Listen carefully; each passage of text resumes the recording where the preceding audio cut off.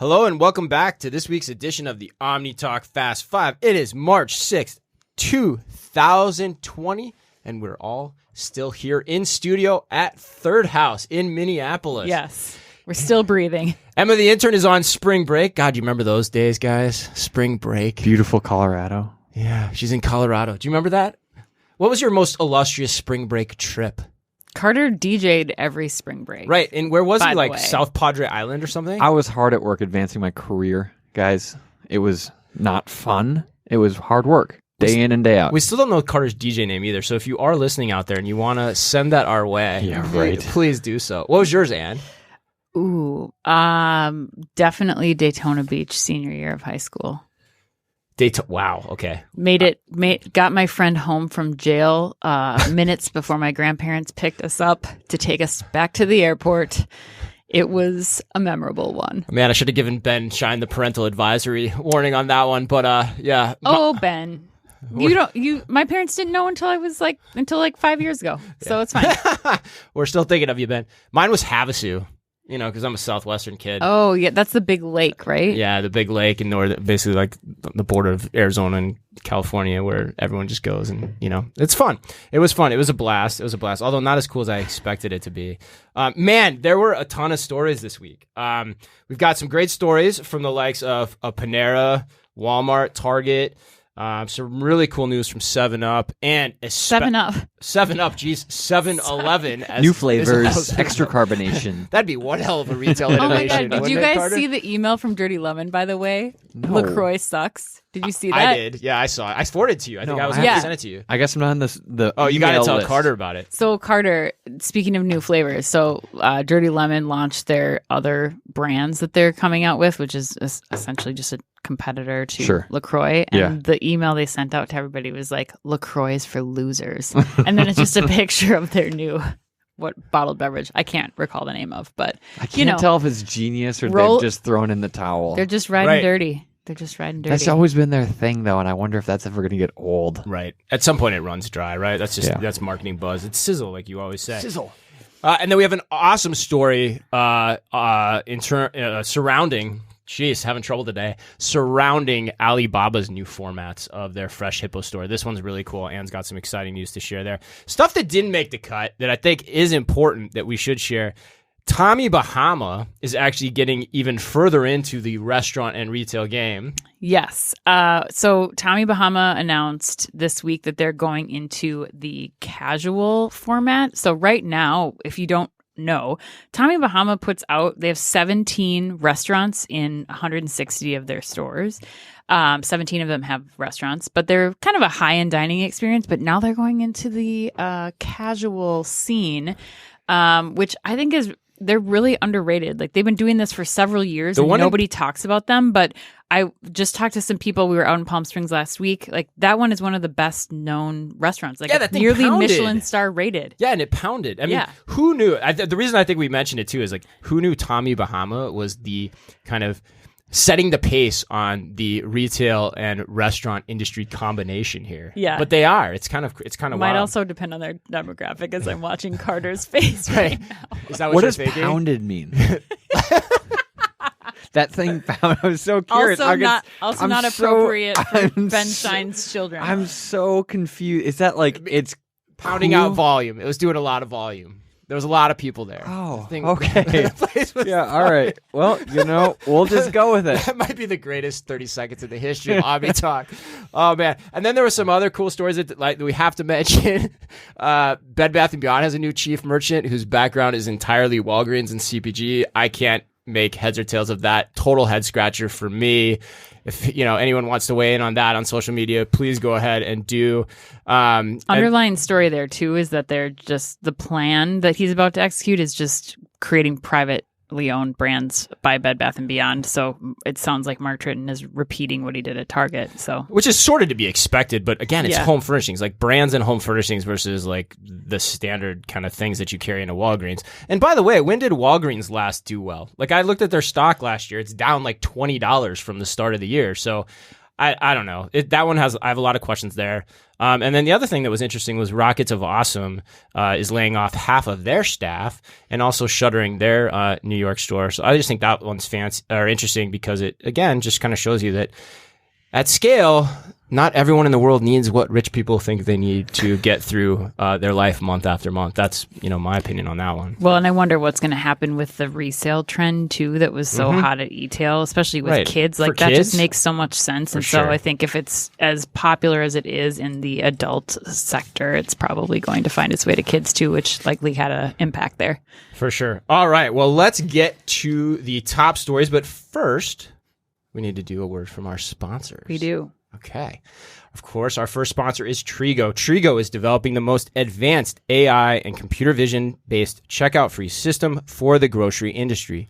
Using standard cameras and proprietary algorithms, Trigo converts real-sized stores, introducing a frictionless shopping experience. Together with Tesco, Trigo is currently piloting the world's largest checkout-free store. To learn more, you can visit www.trigo.tech. And of course, Insignia. I'm excited. Insignia is the leader in in-store and mobile marketing. Forward-looking and nimble, Insignia pushes the boundaries for others to follow with a suite of tactics, including signage, merchandising, display, and mobile. Insignia is the right partner to attract new shoppers and grow your business. Insignia, be discovered. And for those of you that are loyal listeners and paying close attention, Expo West this past week was canceled. Not sure what the status is of the conference itself, but the Pitch Slam competition that Insignia is sponsoring will continue to go forward. That's still alive and well. Still alive and kicking. It is pounding, possibly. But the 5 finalists have been selected. I spoke with Insignia this week, and we're looking for some cool ways to still bring that to life and to highlight that. So stay tuned for that. Some really cool ideas hopefully coming your way very soon. All right. Let's do it. Let's open this up. I think this one's going to be quite controversial, and it has to do with Panera. So Panera launched an unprecedented subscription offering surrounding unlimited coffee and tea for just, wait for it, $9 per month. Yes, for just $9 a month, you can get unlimited hot coffee, iced coffee, and hot tea at Panera restaurants for just $9, or that equates to, wait for it, $108 annually, and it's rolling out nationwide over the next week as part of the benefits in the My Panera loyalty program. And I know you're dying to go first. What do you think of this one? I don't know that I'm dying for anything. I'm certainly not pounding for this story. Carter's face, even as I'm reading this. I don't think this is a big deal. I fought to keep this out of the Fast Five because You were angry about it yesterday, like we're talking about Panera. Yeah, I just don't think it's that big of a deal, you guys. Like, okay, so it breaks down. So if you go there every single day, it's 30 cents a cup of coffee. Every single day, 7 days a week, 24/7, okay? Okay, Yes. Go on. Any other place, so you're saving potentially 70 cents on a cup of coffee from any other place you'd go. Gas station, McDonald's, any other place you can get a cup of coffee. There's not even drive-throughs in all these Paneras, so you have to go into the store. Like, I think it's part of their loyalty program. Big deal. Prove me wrong. Okay. We've already been shippy today, Carter. So why don't you weigh in on this We've been one? together for like 15 days. You guys have been together a really long time. No, I think you're right. Like when I was first looking at this, it's like how convenient really is Panera, right? Like, some of them don't have drive-throughs. It's not the most convenient place. When I put it in my mind, it's not a place you inherently stop when you're in a rush, unlike a Starbucks or a gas station or whatever that might be. So does a subscription model make as much sense as it would maybe at a Starbucks or a gas station? Like it doesn't. But I think the point is that this is it's an incredible idea. I think the debating point is whether $9 is the right number. I think you could even break it down further and say $5. I think the point is that you're incentivizing trips to Panera in many more times than you would in a normal month. So instead of maybe going there on every Friday morning because that's your special Friday treat, or every Monday morning to get you going for the week, all of a sudden now you're kind of in this moat. They've created this moat around you to say you've already spent $9. Why don't you stop there every day? And even if you just get a cup of coffee, which I think is rare, it's a lot easier for you to say, I'm going to get a cup of coffee and a scone and a breakfast sandwich and whatever else it might be. And I think if they get even one of those upsells in a month from these members, it's completely worth it. And we all know how much an actual cup of coffee costs for them. It's nothing. So I really don't see that costs are going to go, the cost part from their side is nothing. And I think it's a great idea. Now, to your point, Ann, yes, 30 cents a day. So I think the question here is not if it's a good idea or not, but if this is the right price point. I think it could be even more ridiculous. Bring it down to $5. Why not just make it free? Sure. Yeah, I mean, I think, okay. You're going to give them all your data and your loyalty information, perfect. Free first cup of coffee. That's why I think this story is cool. Okay. That's exactly why. Where I think it's the shot heard around the world, or to use another analogy, it's Paul Revere's ride for this segment. Giving weight. It's for this segment of the industry. No, I think it is. The inspiration for this comes from a text from a buddy, Al Suarez, who texted me about this story. That's why I think this story is important. Al, that's why I think this story is important. Not Al. It's getting shattered. Al, I had so much respect for you. No, but hear me out first. Okay. So, breakfast. That's what I was trying to think of. Thank God, lost it for a second in the little tete-a-tete there. But breakfast is still one of those things that people are going into physical places to still pick up on their way out of work. That's where most of the growth is happening in the quick serve industry. Read it this week. So if you think about it, like Carter said, yes, for Panera, that's an interesting angle, regardless of if it's 30 cents. Yeah, sure, that's one cup, but there's more to it in terms of the add-on purchases you can get. But what's I think more interesting is the fact that this is the start of something bigger. The convenience store industry especially will start to move towards this. And so the people that go in and get their gas or stop in like zombies, like they're almost still in their pajamas on their way to work, this could be a similar type of offering that they offer to their consumers to help continue to drive a differentiation for them over the long haul. And so I think what this means is that this space, the breakfast space, is only going to get more competitive, and how this keeps coming about is going to be interesting. And you're the one who talked about Amazon Go with coffee. So where does that go in terms of that whole experience? You want us to talk about who's going to do free? It's going to be Amazon Go as part of your Prime membership. Yeah, but we're not on talking your way about, into work. It's not apples to apples. They're doing free hot black coffee, hot regular tea. Amazon Go's doing full-on Starbucks lattes. Right. That's where you make your money. Agreed right now, but if you can get somebody in the door for what you said it, Carter, what's a cup of coffee is probably 2 cents to make, and then you're also picking out something else up, but it's now part of your morning routine. This is the first shot across the bow, I think, of potentially a lot of routines being changed in the morning across the convenience store industry, across what Amazon Go is doing, across what any quick serve restaurant in the same space as Panera. I still don't think it's newsworthy. Wow. Convenience stores have been doing free coffee Tuesdays for a long time, and I don't think that it's going to be as big. There's a big difference between free coffee Tuesdays and unlimited coffee. Free coffee Tuesdays and getting people to pay for it. Right. Free coffee Tuesdays is, you'll get in there once a week, but I think all of a sudden you'll start to see trips to Panera that you weren't planning in the first place. Habits change. Yep. All right. Okay. I still don't agree, but you guys can prove me wrong. If Dunkin' Donuts had this, I would be all over it. Yeah, but it's not Dunkin' Donuts. For $8, but why can't they do it? Because it's Panera. It's not Dunkin' Donuts. It's the brand. I guess that's where it's coming down to. I don't think that you're dealing with a completely different demographic. I hope Panera listens and sends you a gross supply of tuna sandwiches. That would be amazing. All right, let's do story number 2. Oh my God. I'm sorry, I forgot you have story number 2. Story number 2. So Walmart has announced that they're quietly working on Amazon Prime competitor program called Walmart Plus in a segment I'd like to call Put a Plus on It. Put a bird on it, except we're going to just add plus to the end of everything. I say this because Target has announced their marketplace, also called Target Plus, as well as a few other concepts that I was able to quickly scan over as I was looking over the story. But I think, the problem I also have with this week's stories, there's a lot of buried leads here. What's the real headline here? One, Walmart's basically just rebranding their their unlimited delivery service for $98 a year. That's what this concept is. Except with this concept, they're saying, we're going to potentially, they still haven't announced how much it's going to be, if there's going to be a price increase or not, but that they are going to potentially add more perks, which could include discounts on prescription drugs at Walmart pharmacies or fuel at Walmart gas stations, as well as potentially reintroducing that scan and go service that they eliminated a couple of years ago. So my question is here. I think that, also one more thing I forgot that Chris, you'll love. They also may allow text messaging. So Jet Black was not in vain. eliminated. You knew they threw that in just so. So like we got technology from the deal. Take that, Yeah. Walton. Yeah, exactly. So kind of curious what you guys think.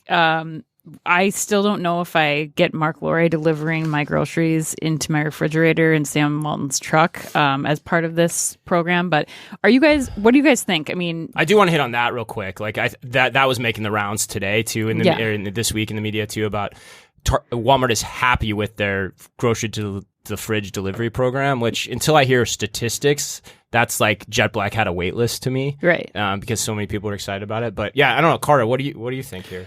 Yeah, I think, the Jet Black thing is a whole other tangent that we can get into. We'll not go off on that. I think ultimately, in lieu of Prime, they're looking for a platform that they can continue to build on. So it's not just free shipping. It's not just these added little perks. How are you building fundamentally different customer value products on top of a platform? And how does that platform exist and what is it called? Clearly, it's called Walmart Plus. And I think with that name, yes, it is just a plus, but all of a sudden it has no limitations. It's not just free grocery delivery. It's not just whatever, might be included. I think they can continue to expand that value by adding products, just as we've seen Prime do over the last 5, 10, 15 years.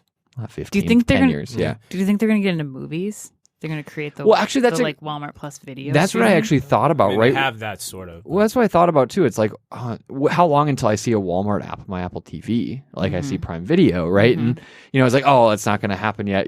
But Chris, to your point, they have had forays into something like that. But I think Walmart has an interesting spin on the market.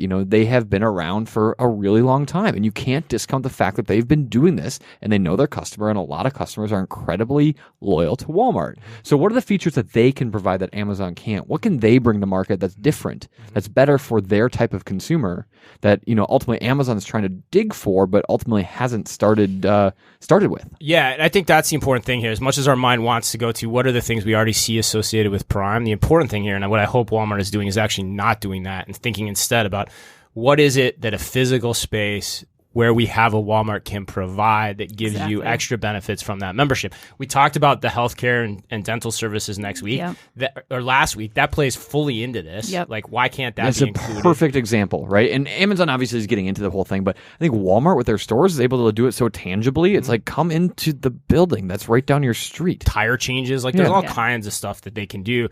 The subtle part of this story that I actually really, really love is the scan and go.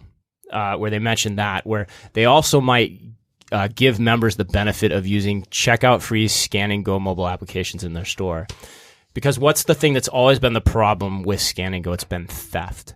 But if you know who's signing up for it, you then have the proclivity or the data or the ability to understand whether or not you give somebody the ability to do that or not. Because you know what their propensity is to shop in your store and whether or not, essentially, that you can trust them. So this segments the population into a population that you as Walmart can trust to give them an added service that probably is pretty advantageous to you. Like, for example, if I knew I could go into a Walmart and shop that way, I would probably start to choose it on a regular basis because I hate waiting in lines in stores now. I don't like doing it, provided it's not something I can get online. But so I think that's a really subtle, interesting nuance to this story, because we've talked a lot about scan and go, and they've done it in Sam's Club, and it's going to be interesting to watch how that plays out. Yeah, what's the one thing that Walmart has over Amazon right now, and that's 4,000 plus stores across the country. So I think you guys are totally right. Agreed. All right, Totally. Story number 3.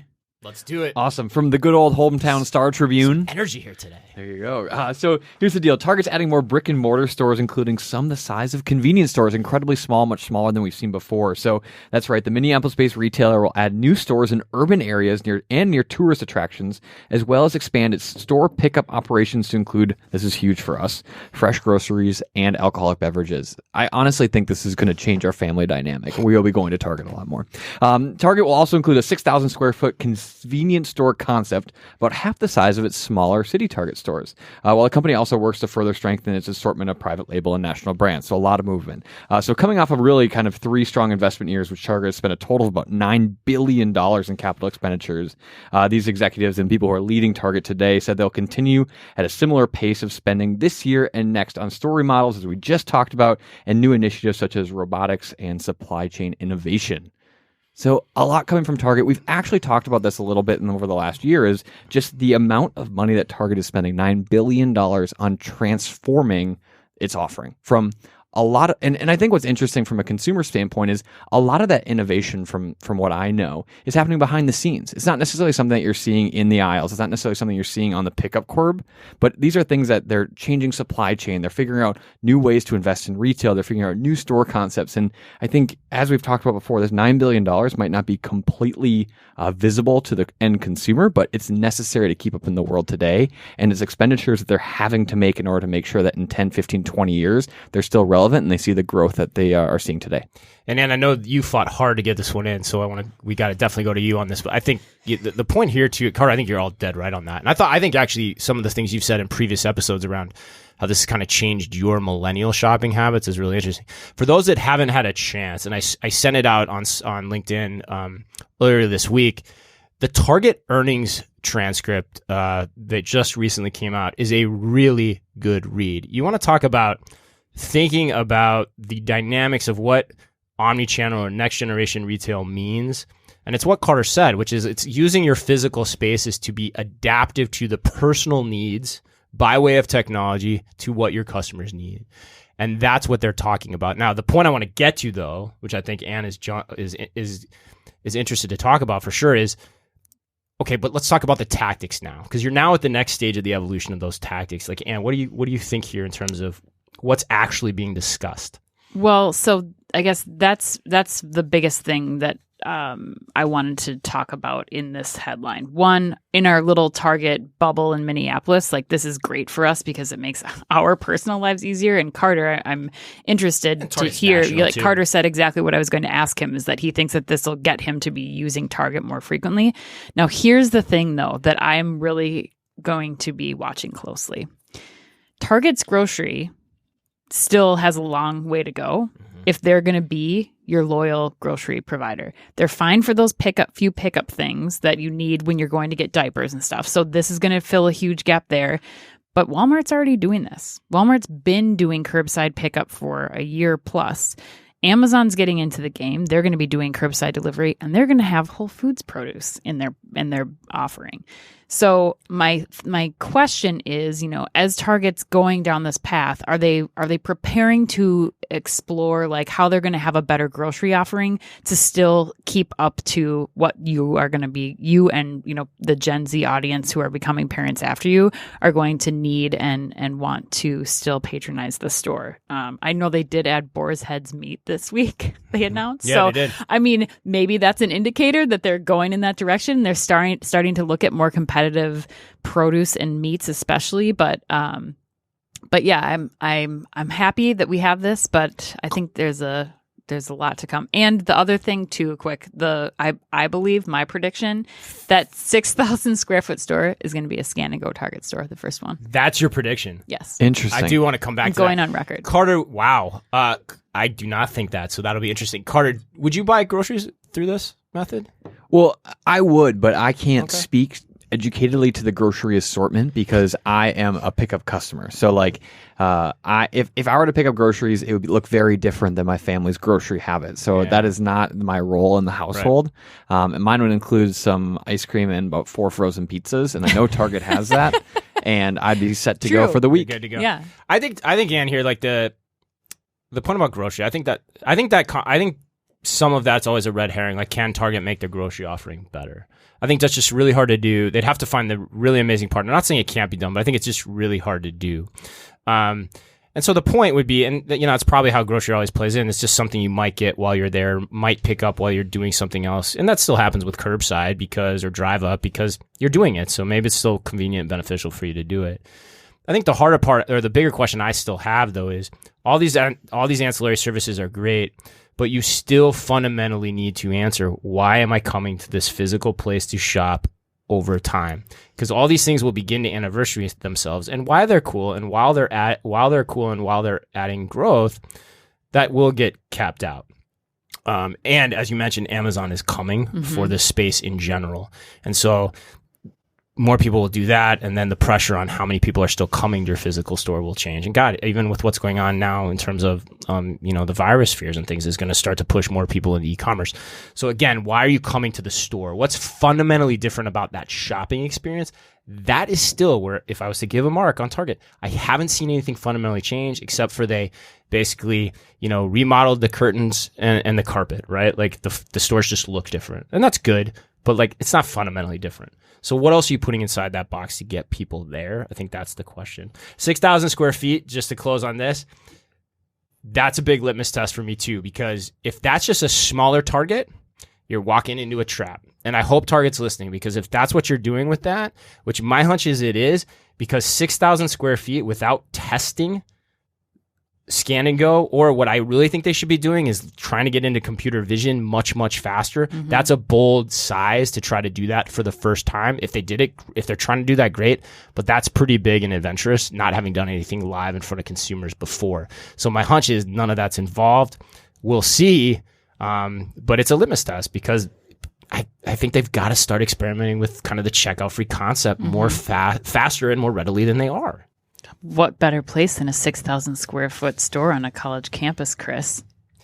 Agreed. Anyway, talking about new store formats, again, we have another headline this week that there's more meat to than just the new Freshippo store formats are catering to different consumer needs. So the big news is here out of China, Alibaba's Freshippo stores.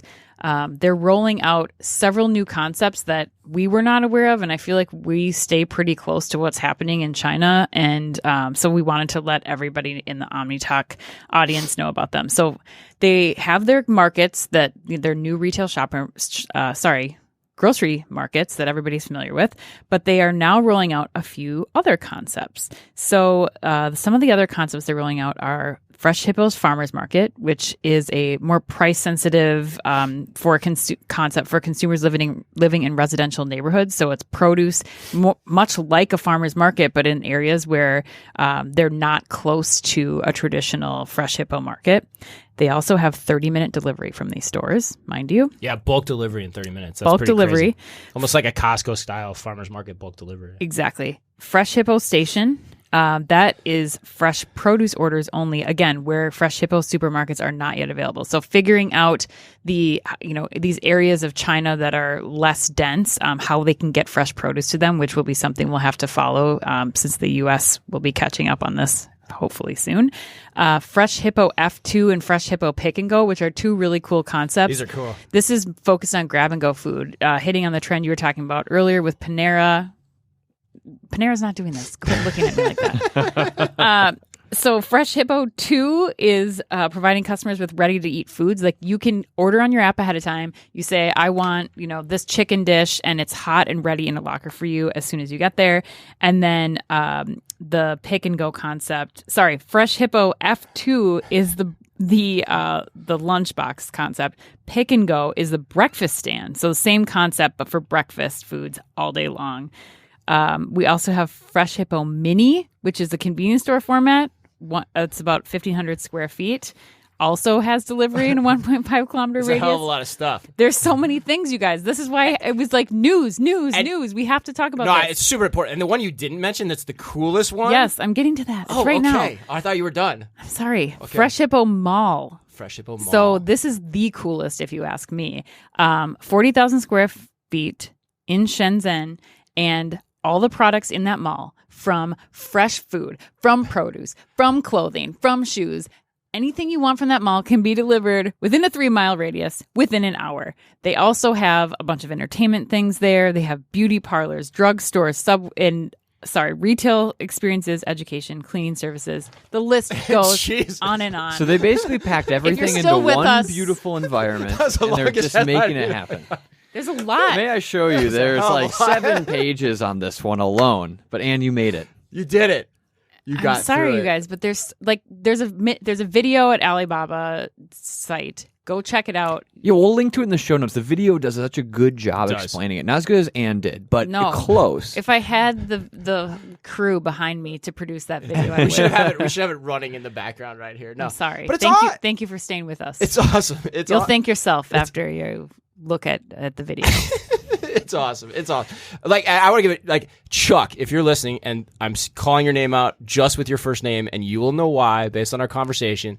But Chuck, this mall concept is one definitely to look at, because this mall's for you. This mall is for you. That's right. This mall's for you. I mean, that's so cool. I mean, it's basically what we hypothesized or evangelized. God, it was probably 6 months ago in Forbes. Let's put one technology for payment, put one technology for fulfillment across everything. Let's share it. It's commune mall shopping. Makes a ton of sense. And Alibaba, again, is out doing it in front of everybody else. Yeah, and I think the question is going to be, if we want to focus on the mall topic, which, as you guys know, is near and dear to my heart, is the idea of this, like, it is. Why is Chris just laughing at us left and right, Ann? We have to unite and go against him. I mean, it's unbelievable. Here's the deal: is think about trying to do this in a normal mall. You have all these retailers, all these stakeholders who are all at different forms of innovation. A lot of them are behind, and trying to unite and create a singular experience across door to door is incredibly hard. So what Alibaba did, they're like, well, we'll just do it all. Like, we'll just take care of everything, and inherently their technology and their infrastructure is behind it to support it all. And I think we're going to see how this works. I think it's going to work incredibly well. Because it is unified, because of that unification, you're able to get that frictionless shopping. Whether it's you want to come in and get your shoes cleaned and buy some produce on the way out, or you want to swing in for lunch and grab a hot, healthy meal. Like, look at some companies who are doing this already really well. Like, think about, and if you go to the food thing, it's like Crisp and Green, especially like in Sweet Green in New York and all that, like food pickup's just out of this world. Like, they've been able to build business on that. And I think if you're starting to see good food ready as you need it and delivered in the way that you want it, whether it's delivery, pickup, etc., I think that's going to be incredibly successful. You know what's even cooler? What's 40,000 square feet? A typical department store box. So if you think about malls and where that's going, the malls that exist all over the country today, if you can condense everything into 40,000 square feet and the rest can become living areas, or there's a mall in Thailand, the Life Mall, that's doing this already, where it's like, the rest of it, you don't need the gigantic behemoth that are the malls of today if you can get it on. And that's where anchor. That is an awesome point, because that's where like JCPenney's, when you read about, we're going to add curbside pickup to 50 stores. That was on the list too. Stop doing that and start leading in this direction, or Macy's or any other department store where it's germane. Lead in this direction, because you can actually lead the mall development as the anchor tenant. Anchor tenant. Jesus, excuse me. You have the ability to do that, or at least to start that conversation in the right direction. So that's a great point that you just brought up, Ann. Pretty awesome. All right, Carter. We're get us out of here. Oh, goodness. All right. So 7-Eleven is expanding their store concept. That's right. They're doing it nationwide. So 7-Eleven says, and this is according to Chain Store Age, 7-Eleven says that it's planned to continue to expand its C-store concept across the country throughout 2020 with the opening of a DC location and one in the works in San Diego. So that's right. The evolution of the format is designed to serve as a lab store and a real-time experiential testing ground where consumers, as you know, can try the retailer's latest innovations. So we've talked about this before. So the initial location, as we've talked about a couple times, has exceeded the expectation with enthusiastic reviews, crowds of customers, and sales that are continuing to climb exponentially. The concepts that resonate with customers basically really look at the next generation of what this is going to be. What is the next generation of these C-stores? And 7-Eleven is ultimately trying to figure out how to be the leader in that. So they feature an assortment of exclusive products, services, and features customized for the neighborhoods they serve. So once again, when we're looking at this expanding into the San Diego and DC areas, they're going to have specific assortments that match that. And then, of course, their digital initiatives that emphasize the shopping experience are woven in, and that's including the technology we've talked so much about that allows the customer to skip the line and check out with a 7-Eleven app, similar to the Amazon Go concept. So clearly, what we've been talking about has been working really well, and I don't think this is a surprise to anyone. And I think that 7-Eleven, if they were able, and it sounds like they have, been able to dial in the technology in a way that they're able to scale, and that was our big concern. Can they scale this? Is it going to work well enough? Do they have the capital to innovate? And it sounds like they do. So they're quickly expanding now. Can they keep up with the expansion of Amazon Go, as Ann has been so worried about for the last year? Potentially. If not them, then who? And I'm really excited to see what they end up doing. Yeah, and there was another announcement on that point too. Yeah, I think the sleeping giant, again, the there's so many buried headlines this week, is that they also acquired the 100 stores in Oklahoma that they were still called 7-Eleven, but they weren't part actually of the brand-owned stores. Brand-owned stores.